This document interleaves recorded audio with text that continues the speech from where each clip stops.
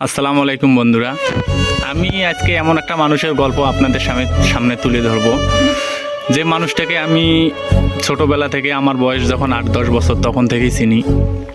তখন থেকেই দেখি যে আমাদের উঠানে এসে এই মানুষটা এইভাবেই তার ব্যবসার ডালিটা নিয়ে বসতো। আমরা ছুটে যেতাম আমাদের মায়ের কাছে, কান্না করতাম যে ওনার কাছে কি আছে, নিয়ে দাও নিয়ে দাও। তো সেই মানুষটার গল্পই আজকে আপনাদের সামনে তুলে ধরবো। আমার বয়স বর্তমানে 35-36। তো আজ পর্যন্ত দেখে আসতেছি যে এই মানুষটা তার ব্যবসাটা লাগাতার এই পর্যন্ত ধরে আছে।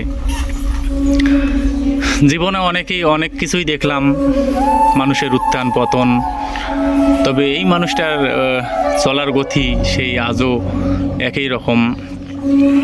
জীবনের শেষ প্রান্ত এসেও উনি ওনার যে ব্যবসা, ডালিতে করে কিছু খাদ্য সামগ্রী নিয়ে মানুষের উঠানে এলাকায়, এই এলাকা থেকে ওই এলাকা ছুটে বেড়ায়।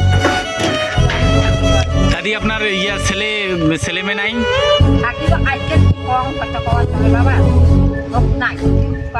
আছে। ছেলে কয়টা?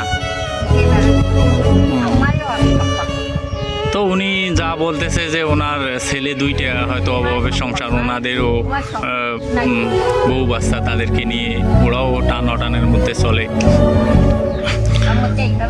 তো সমাজের বিদ্যমান মানুষদের একটা কথাই বলবো যে এরকম মানুষের পাশে এসে যদি আমরা দাঁড়াই বা কোনোভাবে ওনাকে সাহায্য করতে পারি, হয়তোবা জীবনের শেষ প্রান্তে উনি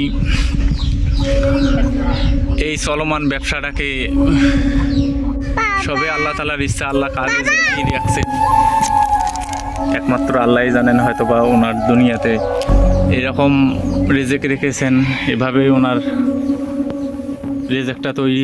ভিডিওটা ভালো লেগে থাকলে বা ওনার পাশে কেউ দাঁড়াতে চাইলে যোগাযোগ করবেন। ভালো থাকবেন সবাই, আল্লাহ হাফেজ।